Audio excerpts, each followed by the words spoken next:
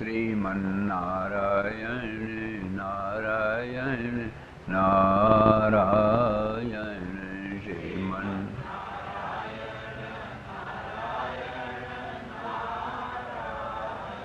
विमल ज्ञान जल जब जो नहाई विमल ज्ञान तब रह राम भगति उर छाई तब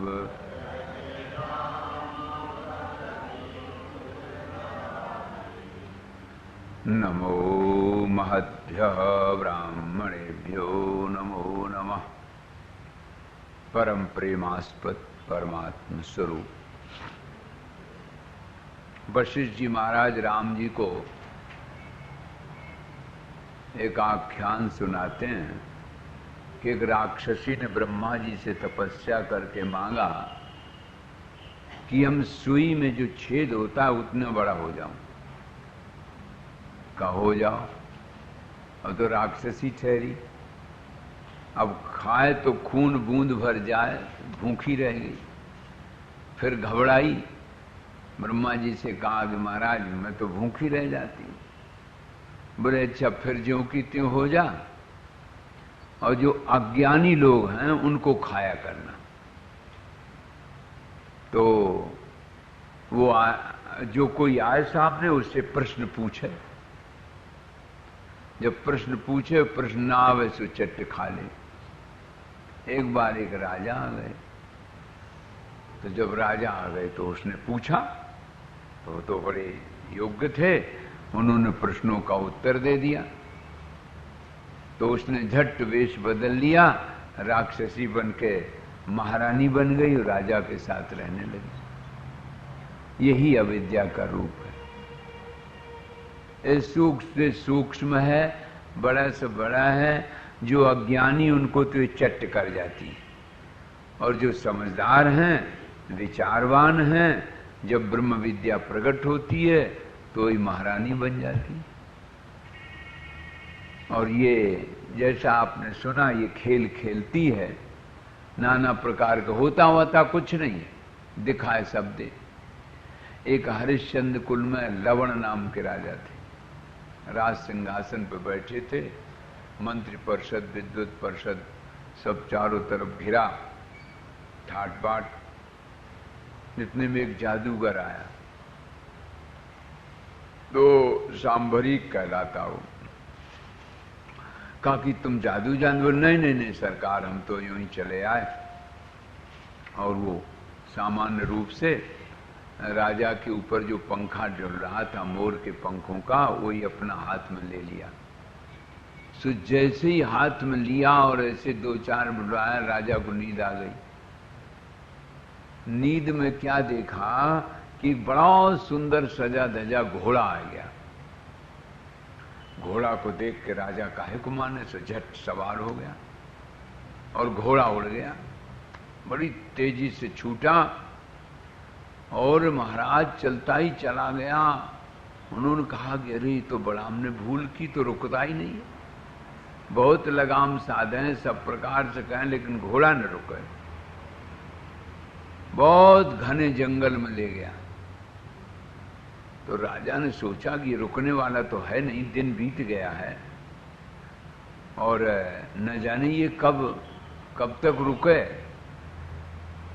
तो एक पेड़ मिला, पेड़ के नीचे होके गया, तो उसने झट डाली पकड़ ली, तो डाली में लटक गया, घोड़ा भाग गया। अब सोचा कि अब उतरे कैसे, अब लटके तो हैं ऊपर। राजा ठहरे, फिर धीरे धीरे एक दूसरी डाली पकड़ी, किसी तरह से नीचे आ गए। भूख बहुत जोर, सवेरे का दौड़ता हुआ, रात का दौड़ता हुआ घोड़ा, सवेरा हो गया, दोपहर आने वाली हुई और अभी तक वो क्या बता मैं, इतना समय भूख के बेचैनी। भगवान से प्रार्थना की, प्रभु पेड़ दिया, बचा लिया घोड़े से, अब भूख तो दो भोजन। इतने देर में क्या देखा एक कन्या काली काली बड़ा कुरूप, तो अपने सिर पे धरे हड़िया एक ला रही। इन्होंने कहा ओ हो काम बन जाएगा। गए, बोले देवी थोड़ा हमें इसमें से खाने को दे दो, मैं बहुत भूखा हूं। रात भर घोड़ा दौड़ाया रहा और देखिए इतना वक्त हो गया, अभी कुछ हमने जल भी नहीं पिया। तो वो हंसने लगी, मुस्कराई, तो बोले कि ऐसा है, हम दे तो दें, हमारे पास जामुन का रस और भात है और हमने पिताजी को लिए जा रही हैं खेत पे, हम चंडाल की कन्या हैं, तुम हमारे पति बनने को तैयार हो तो हम दे दें। राजा ने कहा, सजी वजी राजकुमार, मुकुट लगा हुआ था, क्या सुंदर राजा था। अब वो बेटी ने भी सोचा कि तो अच्छा चांस है, मांग लें, अगर उनको भोजन चाहिए तो देगा। अब राजा को इतनी जोर से भूख लगी थी, बेचारे बेचैन थे। उनका जाओ भाई देव, अच्छा। बोले यहां थोड़ी, चलो हमारे पिता के पास चलो, हमारे यहां तो रीति है भाई, हम थोड़ी विवाह कर सकती, माता पिता से कहो चले। ठीक। अब भूख लगी थी, जोर से गए। पिता ने देखा कि बड़ा सुंदर दिव्य राजा और मेरी बेटी के साथ आ रहा है, और बेटी बड़े प्रसन्नता में हाव भाव से मुस्कुराती हुई पिताजी से कहा कि ले ये भोजन ले आई और ये तुम्हारे दामाद होने वाले हैं। अरे राजा तो बड़ा खुश हो गया। क्यों भाई? बोले हाँ, हमने वचन तो दिया है। अरे उन्होंने कहा, मेरी तो ये चंडाल की बेटी, मैं चंडाल हूं और आप तो कोई बहुत सुंदर राजा लग रहे हैं, स्वीकार कर लोगे? बोले क्या करें, भूख की वजह से बेचैनी है। तो भाई उन्होंने दिया, उसमें से जामुन का रस और भात मिला के थोड़ा खाया। अब जान में जान आई थोड़ी, लेकिन बोले वचन दिया है तो विवाह करो। अब क्या कहना है, चंडाल की जमात जुड़ी, तमाम सुअर काटे गए और मजे में विवाह हो गया बड़े धूमधाम से। वो चंडालों का राजा था तो राजा बन गए दामाद साहब। आप क्या कहना था? अच्छा नारायण नारायण नारायण।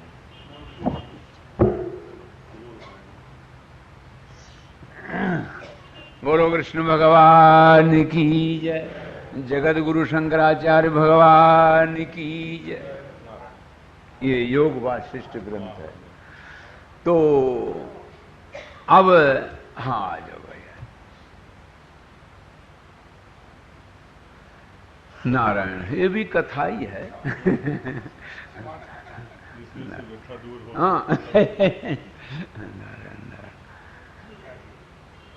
तो भाई अब विवाह तो हो गया और राजा भी बन गया। राजा बनने के पश्चात एक हरिश्चंद्र कुल में लवण नाम के राजा की कथा है। वशिष्ठ जी कहते, राम जी देखो ये वासना का कैसा पसारा है कि एक दिन उस राजा के दरबार में एक जादूगर आ गया। जादूगर ने ऐसे ऐसे मोर का पंख डुलाया, राजा को नींद आ गई। नींद में देखा एक घोड़ा आया बढ़िया, वो घोड़ा पर झट सवार हो गए और घोड़ा उड़ गया। पूरी रात भर चला, घोड़ा रुका ही ना। अब दिन हो गया तो भी घोड़ा किसी तरह से पेड़ की डाल में लटक गए। ये बात आप सुन चुके। सो वो भूख लगी थी, ये चंडाल की कन्या आई, माने के भोजन इस शर्त पर देंगे कि अगर तुम हमको वरण कर लो, पति बन जाओ। अब वो अपने पिता के पास ले गई। पिता ने बड़ी धूमधाम से विवाह कर दिया, 4 बेटा भी हो गए। और नारायण वो चंडाल का राजा बन के रहने लगा। भाई दामाद साहब हैं चंडाल के, तो शरीर छूट गया और ये राजा बन गया, राज्य करने लगा चंडालों के यहाँ। बहुत वर्षें बीत गई। और भाई 4 बेटा हुए तो उसमें भी तो कुछ टाइम लगा। अब एक दिन बहुत अकाल पड़ रहा था, तो एक दिन कहीं भी भोजन के लिए नहीं मिला। तो प्रजा ने कहा कि राजन आप मेरे राजा हैं, राजा का कर्तव्य है प्रजा को भोजन देना, तो हम लोग तो भूखों मरे जा रहे हैं। कहा बात तो सही है। तो जंगल में निकला, मन में सोचा कि भाई कोई न कोई प्रयत्न करना तो चाहिए राजा के नाते। तो वहां निकला तो देखता क्या है कि कहीं कुछ नहीं मिला। बोले अच्छा हम आग जलाते हैं और उसी में हम अपने शरीर को डाल देंगे और तुम लोग भाई खा लेना, चंडालों के यहां सब चलता है। तो जैसे ही आग में कूदे तैसे वो राज सिंहासन पर बैठे थे तो झपकी खुल गई। देखें कहा कि राज दरबार है, मंत्री परिषद, विद्युत परिषद, बड़ा भारी सभा लगी हुई। बोले हैं ये क्या था? अरे तूने पंखा डुलाया कि मेरे ऊपर कोई जादू तो नहीं कर दी? बोले नहीं सरकार, हम कोई जादू को जादू थोड़ी है, वो तो सही है। सही है? कहां दिखाओ चले हमें अच्छा जो जो हमने देखा। सो जादू तो जादू। उसने फिर चुटकी बजाई और वो जो जहां वो चंडाल का था वहां पहुंच गए। वो रो रहे थे सब, हाय हाय हमारा दामाद मर गया, कोई कुछ कह रहा, सास रो रही थी, पत्नी रो रही थी और वो पत्नी चिपट गई। अरे तुम कहाँ चले गए थे? अरे राम राम राम, हम तो समझे आग में कूद पड़े और अरे राम राम। अब राजा को लगा कि अरे राम राम, ये प्रजा के लोग समझेंगे तो चंडाल से चिपटा है। और महारानी ने भी सोचा कि चंडालन से विवाह किया है क्या? तो तब उनको होश आया। ये वशिष्ठ जी सुना रहे हैं कि देखो राजन राम जी, कैसी विचित्र वासना की लीला है, और जो तुमने शरीर धारण किए हैं ऐसे न जाने कितने शरीर ऐसे बने हैं। क्योंकि जीव की 15 अवस्थाएं होती हैं। सबसे पहली अवस्था का नाम है इदम प्रथमता। तो ये जो कथा आपने सुनी कि एक राज सिंहासन पर बैठा है, फिर चंडाल हो जाता है, फिर बेटा हो जाते हैं, फिर ये कितनी देर लगी? जितनी देर राजा को झपकी लगी।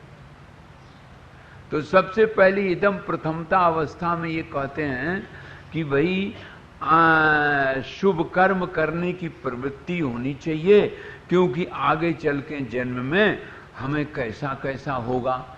तो आगे की बात सोच करके आदमी अच्छे अच्छे काम जन्म से ही करने लगता है।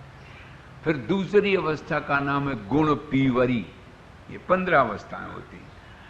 उसका मतलब ये होता है गुण पीवरी का कि भाई कर्म तो करने लगे और मन भी लग गया, लेकिन ये जरूरी नहीं है कि मोक्ष के लिए अभी प्रयत्न करने लगे।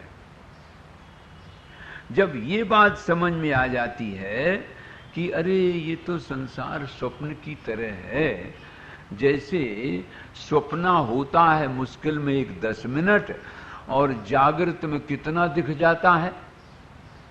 और इसका रहस्य ये है कि 43,20,000 वर्ष की एक चतुर्युगी होती है, और 1,000 वर्ष जब ऐसे बीतते हैं तब एक ब्रह्मा जी का दिन होता है। 14 मनवंतर इसमें बीत जाते हैं। अब आप हिसाब लगाइए। और वैसी ही रात होती है और ब्रह्मा जी 100 वर्ष जिंदा रहते हैं, तब एक निमेष रुद्र का होता है। और फिर उसी क्रम से रुद्र 100 वर्ष रहे तब एक निमेष नारायण का। अब आप देखिए, इतने बड़े लंबे चौड़े काल में, इतने बड़े लंबे चौड़े काल में अगर आप 10-5 वर्ष के हो तो क्या फर्क पड़ता? ये दिखाया इस कथा में। हम कहते हैं हमारी दाढ़ी सफेद धूप में थोड़ी हो गई। अरे ना धूप में हो गई हो तो काल की क्या अकड़ है? इतने बड़े काल में तुम्हें 60-70 वर्ष भी का कोई मूल्य है? तो वो जो हिरण्यगर्भ है, जिसके पेट में इतना सब तमाम ब्रह्मांड बना, इतना काल बना, वो हिरण्यगर्भ एक पलक है माया की। अब सोचो, तो वो पलक झलक है। ऐसे अनेक अंड हैं, अनेक ब्रह्मांड हैं, और उन ब्रह्मांडों का सृजन करने वाला एक। और वो कौन है? वो यही माया है, यही जादू है। ये कितने काल में कितना रच दे, कितने छोटी सी जगह में कितना देश रच दे, कितनी परिस्थितियां बना दे, ये सब खेल इसका होता है। इसलिए इसको अवस्था को जागृत स्वप्न कहते हैं। एक होता है जागृत, ये ईश्वर है, माया विशिष्ट है। एक महाजागृत माने जिसके में जीव इतने जन्मों के बाद मोक्ष की जिज्ञासा करेगा। पहले तो भाई ये तो मालूम हो कि हम बंधन में हैं, अभी तो हमें बंधन ही नहीं मालूम पड़ता। हम सोचते हाँ बड़ा मौज है, घर द्वार परिवार कोठी तार सब है, प्लेन में उड़ लेते हैं और बड़ा ठाट बाट हैं, और सेठ जी नगर सेठ जी सब लोग नाम भी रख दिए हैं। ये कहाँ उन्हें पता है कि चाहे नगर सेठ हो, चाहे मिनिस्टर हो, चाहे और कोई टर्र हो, मरने के बाद राख 2 तोला रह जाएगी, और उस 2 तोला राख को अपनी धर्म पत्नी अपने सिरहाने रात में रखेगी क्या? बोलो भाई। हाँ, पूजा घर में रखा जाएगा, अच्छा शयन घर में रखा जाएगा, उसी की बनाई हुई कोठी में 2 तोला राख उसी की रखने के लिए जगह नहीं मिलती, कहते तो भूत है। ये है संसार, ये है समाज। और इस शरीर के लिए इतना बड़ा भारी तमाशा बनाना, इतना मेकअप और इतना सामान जुटाना, तो इसका अर्थ ये नहीं कि कल से गोबर चपेट के ले आओ, लेकिन ये बात समझे रहे कि जिस शरीर के लिए हम इतनी व्यवस्था कर रहे हैं वो शरीर नाशवान है, इससे काम ले ले जो जिसके लिए ये बना है। ये जिसके लिए बना है, ये पशुओं के शरीर में मनुष्य में यही अंतर। इसको कहते हैं जागृत अवस्था। माने ये बात जग जाए, जीव के बाद समझ में आ जाए कि अरे ये सब नाशवान है, इसके प्रति हमें सत्यत्व बुद्धि नहीं रखनी चाहिए, लेकिन इससे काम ले लें। इस मनुष्य के शरीर को पा करके एक ही उपाय है कि भाई इससे हम जागृत हो जाएं, हम जग जाएं। जाने तब जीवे जागा, जब सब विषय विलास विरागा। जाने तब मन बिरुज गुसाई, जब उर्वल विराग अधिकाई। तुलसीदास जी पूछा कैसे जाने भाई कि जागृत हो रहे हैं धीरे धीरे? बोले सुमति क्षुधा बाढ़ई नित नई, विषय आस दुर्बलता गई।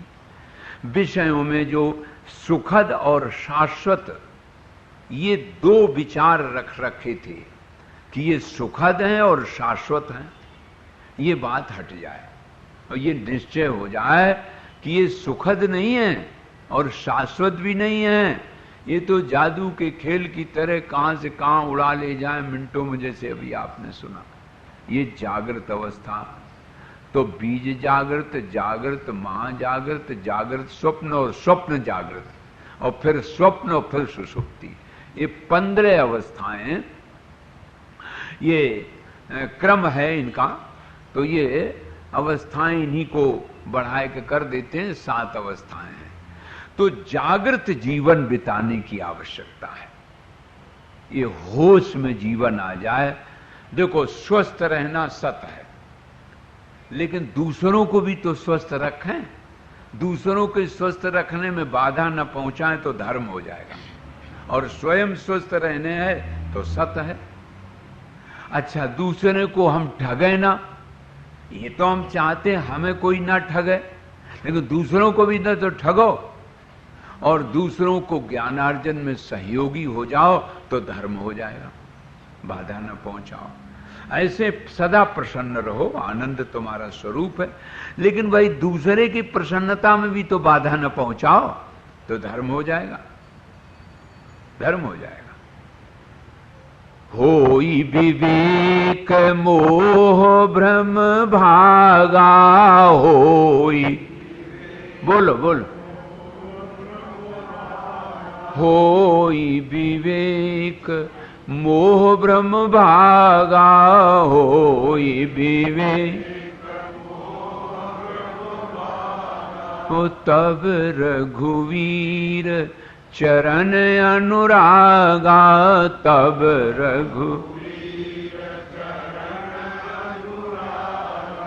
मम दर्शन फल परम अनुपा, मम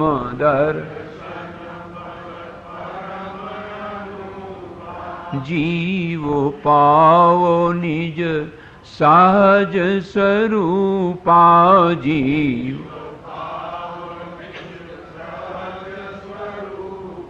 तो होई विवेक तब मोह ब्रह्म भागा, और तब रघुवीर चरण अनुरागा। भगवान के चरणों में प्रेम हो जाए, यही जागृत है। और जब जग जाए, जैसे आप लोग तो सब जग ही गए हैं, लेकिन जो नहीं जगे उनको अब जगाने के लिए प्रयास करें। परम श्रद्धे पूज्य महाराज श्री के पावन वचनामृत से हम लोग भी लाभ उठाएं। आप लोगों की श्रद्धा ही ये अचानक इनको यहाँ उपस्थित कर रही है। बहुत मुश्किल में, बड़ी कठिनाई में तो कार्यक्रम मिल पाता है, और आप लोगों को, हम लोगों को देखो ऐसे सुलभ मिल गया। अब महाराज जी की वाणी से हम लोग लाभ उठाएं। पूज्य श्री महाराज जी।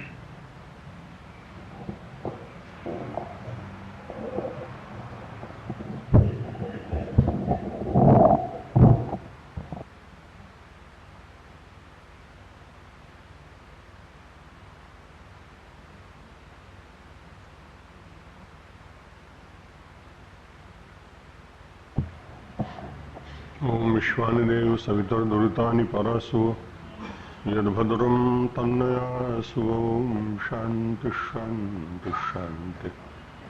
कल्याणानां निधानं कलिमलमथनं पावनं पावनानां पाथेयं यन्मुमुक्षो सपदि परपदप्राप्तये प्रस्थितस्य विश्रामस्थानमेकं कविवरवचसाम् जीवनं सज्जनानां बीजं धर्मद्रुमस्य प्रभवतु भवतां भूतये रामनाम। यस्यांके च विभाति भूधरसुता देवापगामस्तगे भाले बालविधुर्गले च गरलं यस्योरसव्यालराट् सोऽयं भूतिविभूषणः सुरवरः सर्वाधिपः सर्वदा सर्वः सर्वगतः शिवः शशिनिभा श्रीशंकर पातु माम्। मूकं करोति वाचालं पंगुं लंघयते गिरिं यत्कृपातमहं वन्दे परमानन्दमाधवम्। वसुदेवसुतं देवं कंसचाणूरमर्दनं देवकी परमानन्दं कृष्णं वन्दे जगद्गुरुं। नमो ब्रह्मण्यदेवाय ब्राह्मणहिताय च जगद्हिताय कृष्णाय गोविन्दाय नमो नमः। नारायणं नमस्कृत्य नरं चैव नरोत्तमं देवीं सरस्वतीं व्यासं ततो जयमुदीरये। परम श्रद्धे परम विद्वान आचार्य श्री भगवतानंद जी सरस्वती जी महाराज सारे प्रेमपुरी आश्रम की प्रवृत्तियों में गतिशीलता प्रदान करने वाले वृद्ध युवक आदरणीय श्री मदन लाल जी डालमिया महोदय, ट्रस्टीगण, श्रोता बंधुओं और मातृशक्ति, बहुत आनंद की बात है। जागरण का संदेश अभी आप आचार्य जी से श्रवण कर रहे थे। हमारी पूरी भारतीय संस्कृति का संदेश जागरण का ही संदेश, और आप सब श्रोता जो कुछ भी हम बोल रहे हैं वो सब लगभग आपको ज्ञात है। लेकिन ज्ञात को ज्ञात करने की ये आकांक्षा ये बड़ी अनादिकाल से है। भोजन की जानकारी शिशु से लेकर वृद्ध पर्यंत सभी के जीवन में है, और कोई व्यक्ति ऐसा विचार नहीं करता है कि उसका परित्याग कर दे। वस्त्राभरण धारण करने की प्रवृत्ति आयु के अनुरूप निरंतर परिवर्तित होती है, पर वह प्रतिदिन अपने साथ कहीं न कहीं आवेष्टित रहती है। जाने हुए को जानने की इच्छा ये व्यक्ति की अनादिकाल से है। आप इतने श्रेष्ठ श्रोता हैं, इसलिए आपको कुछ अज्ञात होगा ऐसा लगता नहीं, लेकिन ज्ञात को ज्ञात करने की ये मानव की जो सहज वृत्ति है, उसके कारण मुझे भी कुछ बोलने का और आपको कुछ सुनने का ये सहज स्वभाव बन गया है। और व्यक्ति के लिए अच्छी बात कहना और अच्छी बात श्रवण करना, भद्रम कर्णे भी शृणुयाम, रोज आप मंगलाचरण में बोलते हैं, स्तुति पाठ में बोलते हैं, इसलिए हमारी संस्कृति प्रारंभ होती है, जगाती है। उत्तिष्ठत, जागृत, प्राप्य वरान निबोधत। जगना उन लोगों का भी हो रहा है जो रात्रि में 3-3 बार अलग अलग सीरियल और पिक्चर देखते हैं, और ये आधुनिक सभ्यता की देन है। किसी परिवार में मैं गया था, वृद्ध लोग हमारी प्रार्थना में सम्मिलित हुए, तरुण और किशोर नहीं आ पाए। हमने उनसे पूछा कि भाई आप नहीं आए? उन्होंने कहा बहुत जगना पड़ता है। मैंने सोचा अध्ययनरत होंगे, हिसाब किताब करते होंगे, अनुष्ठान पूजा करते होंगे, कोई वामपंथी साधना होगी जो मध्यरात्रि के बाद ही प्रारंभ होती होगी। मैंने पूछा उनसे कि भाई क्या बात है, क्यों नहीं आ पाए?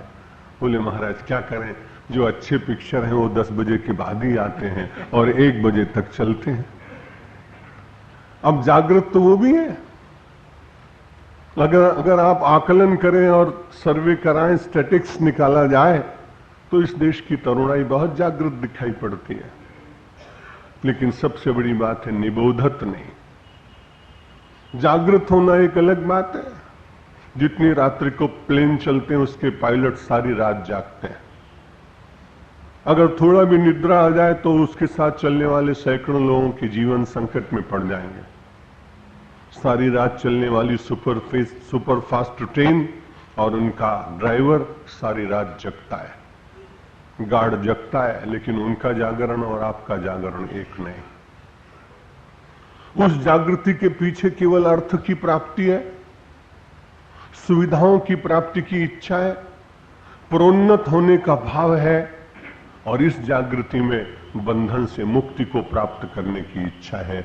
इस जागृति में और उस जागृति में बड़ा अंतर। एक जागृति केवल लौकिक लाभ के लिए है और दूसरी जागृति जगत को मिथ्या समझते हुए जीवन के परम विवेक के उस दिव्य आसन पर विराजमान होकर सर्वोच्च आनंद की अनुभूति को प्राप्त करने की इच्छा है। श्रद्धेय आचार्य जी आपको उस दिव्य सिंहासन पर बिठाने की चर्चा कर रहे थे, जिस पर बैठने के बाद कभी उतरना नहीं होता है, और जिस पर बैठने के बाद आसपास कोई बैठा हो तो ये भी चिंता नहीं होती कि कौन कहां बैठा है। जब तक ये चिंता रहती कि कौन कहां बैठा है, तो निश्चित रूप से वो बैठा हुआ व्यक्ति अभी बैठा है कि नहीं बैठा, ये कहना भी बहुत कठिन है। इसलिए हमारी संस्कृति कहती है पहले जगो, और जगने के बाद, जगने से पहले पूर्व भूमिका में आप विराजमान हो जाएं। उत्तिष्ठत, जागृत, प्राप्य वनान निबोधत। कई बार छोटे बच्चों को लोग जगा देते हैं, कहते स्कूल का समय हो गया बेटा जल्दी जागो। वो बालक कह रहा है मैं जग गया हूं। बाहर जाकर के मां फिर कहती है स्कूल का समय हो गया है। वो कहता है मैं जग गया हूं, चिंता मत करो, और रजाई के भीतर फिर सो जाता है। मां जाके कहती है तुमने तो अभी मुझे कहा था कि मैं जग गया हूं, पर तुम तो जगे नहीं लगते हो। जगे तब लगोगे जब उठ खड़े होगे। और कई बार अपने बार नहीं उठता है वो बालक, तो माता उसका हाथ पकड़कर खड़ा कर देती है। उसको भय है कि मेरे चले जाने के बाद ये फिर सो जाएगा, इसलिए वो सीधे जाकर के वॉश बेसिन पर उस पर खड़ा कर देती है और उसके हाथ में उसको ब्रश दे देती है। मुझे ऐसा लगता है कि संत महात्मा ये माता का ही धर्म निभाते हैं। आपको पहले बिठाते हैं मेरुदंड सीधा कर लीजिए, आसन पर बैठ जाइए। और जब ये सिखाते हैं तो उसके बाद फिर किसी शास्त्र का ब्रश लेकर आपके हाथ में और कहते हैं अब अपने मल को दूर करने का प्रयत्न करिए। संत माता का ही धर्म निभाता है, इसलिए उसकी बड़ी महिमा है और बड़ा पूज्य माना जाता है। और इसी कर्तव्य का पालन करते हुए हमारे देश के ऋषियों ने अपनी कोई चिंता नहीं की। कोई संसार का कोई ऐसा इतिहास नहीं है, कोई देश नहीं जहां परहित परोपकार और सेवा के लिए किसी ने अपने प्राण दे दिए। प्राण तो बहुत शहीदों ने दिए, लेकिन एक जागृत तपस्वी, आत्मसिद्ध महापुरुष, परोपकार वचन मन काया संत सहज स्वभाव खगराय। संत का सहज स्वभाव क्या? जो अपनी चिंता नहीं करता, जो दूसरे की चिंता करता है। जैसा सुखी मैं जीवन व्यतीत कर रहा हूं, ऐसा ही सुखी जीवन पूरा समाज व्यतीत करे। जैसा मैं निश्चिंत जीवन व्यतीत कर रहा हूं, ऐसा ही चिंता मुक्त जीवन सबको प्राप्त हो। जैसा मैं आनंद का रस ग्रहण कर रहा हूं, ऐसे ही आनंद के स्रोत सबके अंतर से प्रकट हो जाएं और अपनी अंतःस्थलीला में नित्य स्नान करते हुए नूतनता प्राप्त करने का समाज प्रयत्न करे। इस प्रकार का चिंतन करने वाले वे महापुरुष सदियों से इस देश को अपनी विचारधारा में स्नान कराते रहे। बड़ा उपकार है उनका। कल मैंने निवेदन किया था, कृतज्ञ संस्कृति में हम सब लोग जीवित। ये कृतज्ञता का सद्गुण समाज में जीवित रहना चाहिए। जब कृतज्ञता समाप्त हो जाए और कृतज्ञता से पूरा समाज मंडित हो जाए, तब पूछने की आवश्यकता नहीं है कि समाज की गति क्या होगी। समाज की गति वही होगी, कृतज्ञ नास्ति निष्कृति। जो कृतज्ञ होता उसकी निष्कृति नहीं, उसका कल्याण नहीं। आधुनिक सभ्यता में जो उपयोगितावाद बढ़ रहा है, यूज एंड थ्रो, उपयोग करो और उसके बाद उसको फेंक दो, जो इस प्रकार की प्रवृत्ति बढ़ती जा रही है, इससे मन को समझाने के लिए हम बहुत बार राजनीतिक लोगों की बातें सुनते हैं कि हमारा भविष्य बड़ा उज्जवल है, देश हमारा बड़ी उन्नति करेगा। ये सब मन को समझाने की बात है, लेकिन जब तक आध्यात्मिक चिंतन से पूरे समाज को अभिमंडित करने का प्रयत्न नहीं होगा, कृतज्ञता के सद्गुण को पुनः प्रतिपल जीवन में स्वीकार करने की प्रवृत्ति नहीं जागेगी, तब तक देश आध्यात्मिक दृष्टि से उन्नति नहीं कर पाएगा। और आध्यात्मिक दृष्टि से उन्नति न किया हुआ राष्ट्र केवल सुविधाओं में जीने का अभ्यास करता है। और जब सुविधाएं व्यक्ति के पास सीमा पर पहुंच जाती हैं, तब आचरण समाप्त हो जाते हैं। इतनी कठिनाइयां उत्पन्न होती जिनकी कल्पना नहीं कर सकते।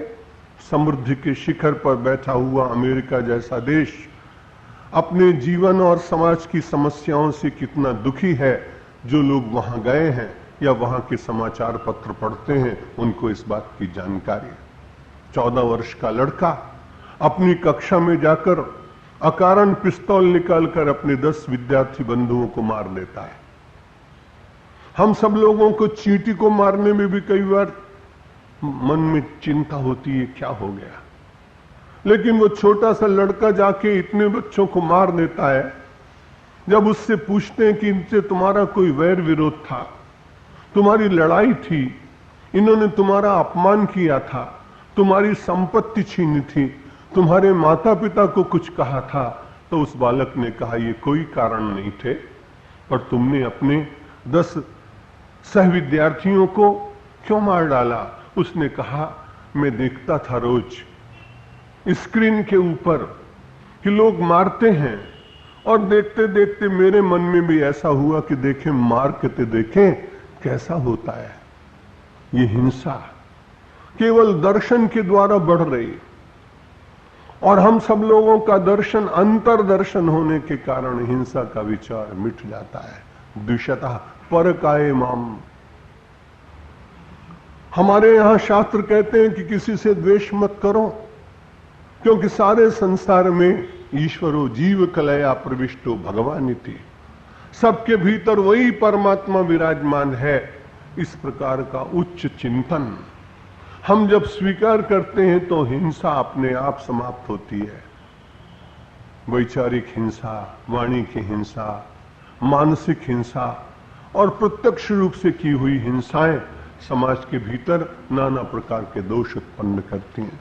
स्वामी जी महाराज ने बड़ी अच्छी बात कही, बाह्य जगत में जीने वाला व्यक्ति केवल देख रख अपनी सीमा बांधता है, लेकिन आध्यात्मिक चिंतन करने वाले महापुरुष बार बार बताते हैं कि कितना इसका तुम करोगे, चाहे जितना इसको संभाल के रखो, लेकिन ये 2 तोला भस्म बनने वाली है। इस प्रकार का विचार धीरे धीरे अपने जीवन में से आसक्ति का निरसन कर देता। आसक्ति समाप्त हो जाए फिर पदार्थ बहुत बंधन के कारण होते नहीं। और वैराग्य के लिए बहुत बड़े प्रवचन श्रवण किए जाएं तो बहुत ही अच्छी बात।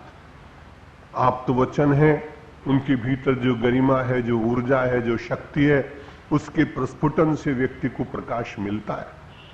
लेकिन एक महापुरुष कहते हैं, अरे वैराग्य के लिए दूर कहां जाओगे, स्वदेहा शुचि गंधे न विरज्येत यः पुमान वैराग्य कारणम तस्य किमन्यत उपदिश्यते। अपने ही देह को देखेंगे तो वैराग्य उत्पन्न होगा। स्वदेहा अशुचि गंधे न, नाना प्रकार के पदार्थ इसके ऊपर है। परमात्मा की बड़ी कृपा है और परमात्मा की उस कृपा से ही प्रेरणा लेकर बहुराष्ट्रीय कंपनियां और बड़े बड़े अच्छे उद्योग वाले लोगों ने भी वैसा ही कार्य किया है। आप कहीं चंदू पंजाबी हलवाई अथवा और तिवारी बंधु कहीं भी जाएं मिठाई लेने तो मिठाई सीधी नहीं मिलती, उसको तौलने के बाद वो डब्बे में बंद करता है। डब्बा भी बहुत सुंदर होता है, उसके ऊपर भी एक पतली पन्नी लगाता है और उसके बाद जो जितना अच्छा पैकिंग में देता है उसकी मिठाई प्राय अधिक बिकती है। मैं सोचता हूं कि उसने यहां से कहीं से नहीं लिया, उसने देखा कि परमात्मा भी बहुत ही दयालु है। भीतर तो न मालूम कुछ कुछ क्या भर दिया, लेकिन ऊपर से ये चमड़ी का जो पैकिंग लगा दिया, इसके कारण हम सब लोग एक दूसरे के पास बैठ पाते हैं, नहीं तो बैठना भी कठिन हो जाता। फिर तो दंडग्रह वारयेयुः, फिर तो हाथ में दंड लेकर के और जो चारों तरफ से प्रहार करने के लिए गिद्ध आते, कौवे आते, अशुचि पदार्थ को पाने वाले जीव आ जाते, तो निश्चित रूप से उनको भगाने में ही पूरे जीवन का समय यूं ही चला जाता। बड़ी कृपा हुई भगवान ने, जो कुछ भीतर है वो बहुत ही अगर प्रकट होता है तो विभित्सता, जुगुप्सा जागती है। लेकिन परमात्मा ने कृपा की, हम सब लोगों के ऊपर चर्म लगाया। लेकिन एकांत में बैठकर वैराग्य प्राप्त करने के लिए संत महात्मा संदेश देते हैं, अपनी ही देह को, अपने ही जीवन को यदि देखने का प्रयत्न किया जाए तो वैराग्य धीरे धीरे अपने आप ही उत्पन्न होगा। बढ़ती हुई आयु में शरीर की झुर्रियां, श्वेत होते केश, दंतावलियों का बिखर जाना, ये सब कुछ हम लोगों को वैराग्य का ही तो संदेश दे रहा है। लेकिन फिर भी मन बड़ा विचित्र है, जहां से कुछ बहुत प्राप्त होता नहीं, वहां ही बार बार जाने का उसका मन होता है।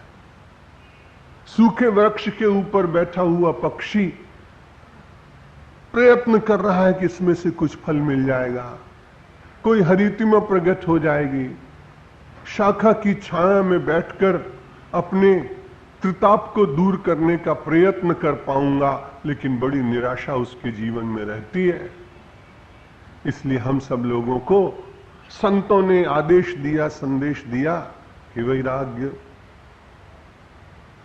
जो हम सब लोगों के जीवन में वैराग्य है, फल पुष्प रसादि कीर्णम चेतो विहंग हरितुंग तरुम विहाय संसार शुष्क विटपे किंग त्वम करोषि।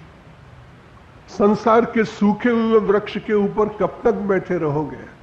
आनंद मूल गुण पल्लव तत्व शाखा वैराग्य मोक्ष फल पुष्प रसादि कीर्णम चेतो विहंग हरितुंग तरुम विहाय संसार शुष्क विटपे वद किंग करोषि।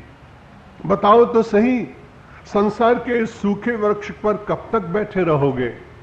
क्योंकि वहां तो मूल में भी निरंतर क्षरण हो रहा है। प्रगट में भी उसमें निरंतर कुछ न कुछ विनाश की ओर जा रहा है। यदि कुछ आनंद प्राप्त करना चाहते हो, जीवन के वास्तविक क्षण को सार्थकता प्रदान करने की इच्छा आपके भीतर जागी है, तो जिसका मूल आनंद है परमात्मा, आनंद मूल गुण पल्लव तत्व शाखा वैराग्य मोक्ष फल पुष्प रसादि किरणम, जिसमें वैराग्य का पुष्प लगा हुआ है, जिसमें मोक्ष का फल है, और जो इतना रसपूर्ण है, यदि रसपूर्ण न हो तो हिमालय में कहीं एकांत में रहने वाले, कंदराओं में निवास करने वाले ऋषि महात्मा तपस्वी, जिनके पास किसी प्रकार की लौकिक सुविधा नहीं है, उन्हें तो प्रतिदिन वेदना और कष्ट में ही जीना चाहिए। लेकिन ऐसे कभी कभी किसी महापुरुष के दर्शन करने का जब सौभाग्य मिल जाता है, तो लगता है कि पदार्थों के द्वारा आनंद की प्राप्ति नहीं है। आनंद तो निश्चित रूप से व्यक्ति के पास स्थायी है और उसके अंतर में विराजमान है। कठिनाई केवल एक है कि आवरण कुछ पूर्व जन्म के हैं, कुछ अभ्यास के कारण है, कुछ परिवेश के कारण है, कुछ परिस्थितियों के कारण है, कुछ देश काल के कारण, और वे आवरण निरंतर बढ़ते जाते हैं।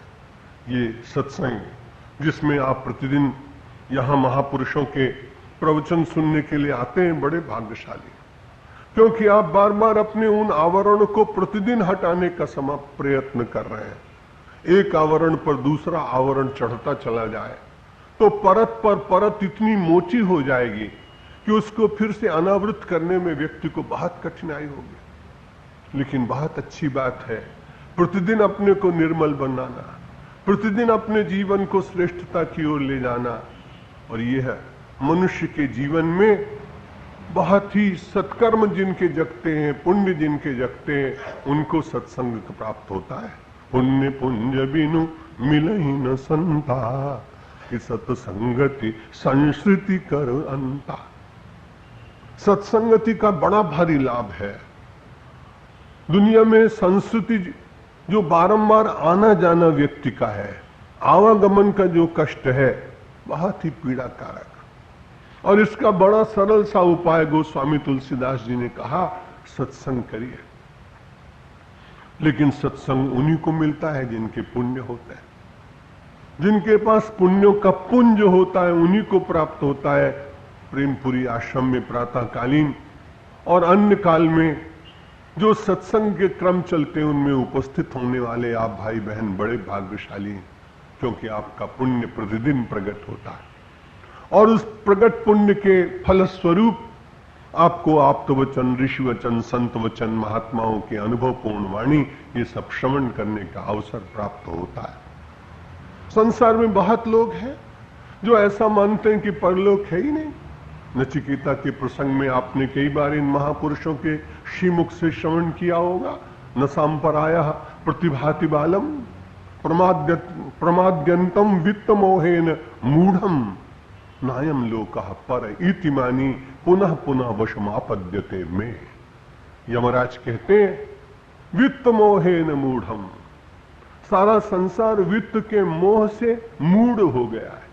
और ये वित्त केवल पैसा ही नहीं है, इस वित्त के अनेक शाखाएं। रूपवान व्यक्ति सोचता है मुझसे ज्यादा श्रेष्ठ कौन, विद्वान व्यक्ति सोचता है मुझसे बड़ा कौन, महामंडलेश्वर सोचता है मुझसे बड़ा कौन, शंकराचार्य जी सोचते हैं मुझसे बड़ा कौन, संपत्तिवान व्यक्ति सोचता है मुझसे बड़ा कौन। और बड़ी विचित्र बात है, हर एक के क्षेत्र बहुत विचित्र है। यदि आप किसी छोटे से गांव में चले जाएं, मुझे छोटे गांव में भी जाने का अवसर इसलिए मिलता है कि मैं एक संस्था से संबंधित हूं, और विश्व हिंदू परिषद के वनवासी कार्य में कई बार छोटे छोटे गांव में भी जाता हूं। परमात्मा की बड़ी कृपा है कि झाबुआ और धार और जगदलपुर और बस्तर के छोटी छोटी बस्तियों से लेकर और न्यूयॉर्क के यूनाइटेड नेशंस असेंबली हाल तक परमेश्वर की कृपा से वांग्मयी सेवा देने का उन्होंने मुझे अवसर प्रदान किया। मैं उनके चरणों में नित्य प्रणाम करता हूं, कृतज्ञ रहता हूं। एक सामान्य से व्यक्ति को आपने इतना सम्मान दिया, अधिकार नहीं, पात्रता नहीं, योग्यता नहीं, विद्वत्ता नहीं, ये तो परमात्मा की इच्छा जिसको दे दे।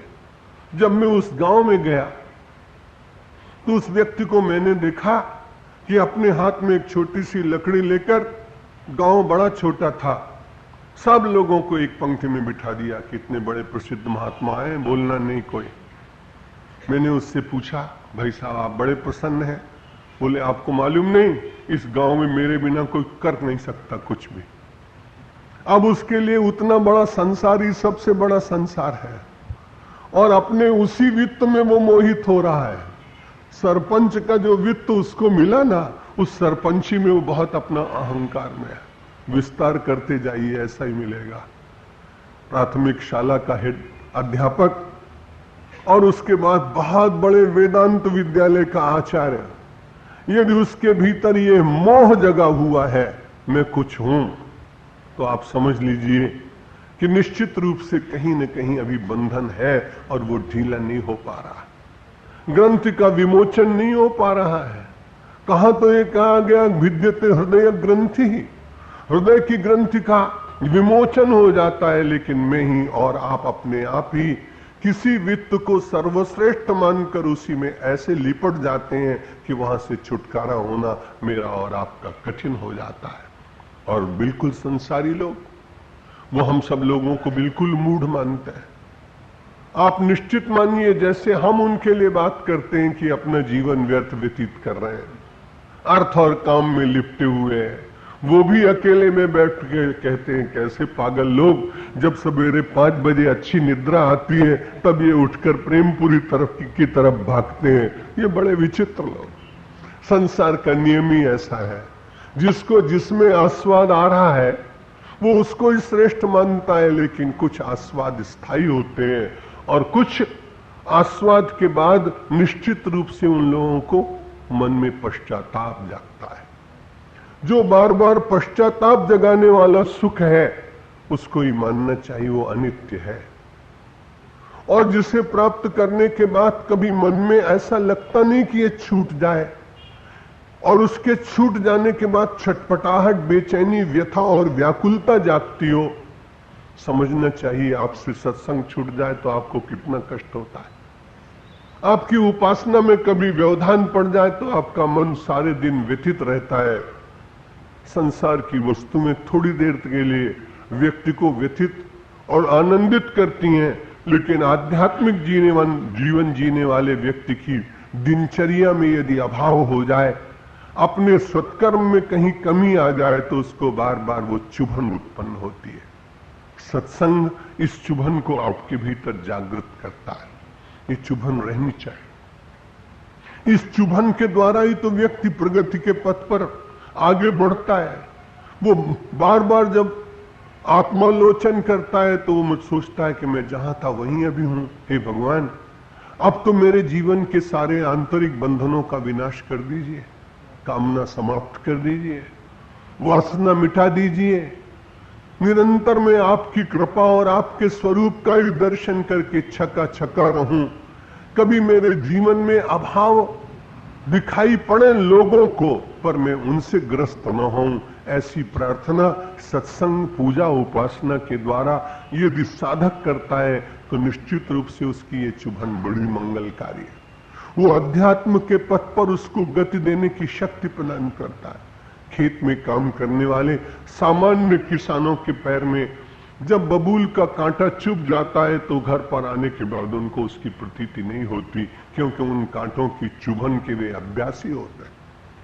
लेकिन यदि कोई व्यक्ति अच्छे जीवन में व्यतीत करता और छोटा सा कांटा भी लग जाए तो तुरंत अपने परिवार के लोगों से उस स्थान का निर्देश करता है जहां उसके पैर में चुभन हुई है, और उस कांटे को निकाल दिया जाता है। सारे संसार के वे लोग जो केवल भोग, काम और अर्थ में जीते हैं, उनको संसार की चुभन किंचित मात्र भी व्यथित नहीं करती, पर साधक के जीवन में जब कामना की कांटे लग जाते हैं, वासना की चुभन उत्पन्न होती है, तो व्यथित होता है और फिर वो संत महात्माओं के पास जाकर प्रार्थना करता है। वो विवेक की चिमटी से उस कांटे को निकाल देते हैं और आप अपने स्वरूप का दर्शन करके अपने जीवन में धन्यता का अनुभव करने लगते हैं। यदि आप विवेक की दृष्टि से जीवन जिएंगे हुई विवेक मोह भ्रम भागा, तब रघुवीर चरण अनुरागा। राग में तो जीते हैं, हमारी विवशता है, पूर्व जन्म के कुछ अभ्यास हैं जिनके कारण बार बार ये मन राग में बनता है, लेकिन इस राग को परिवर्तित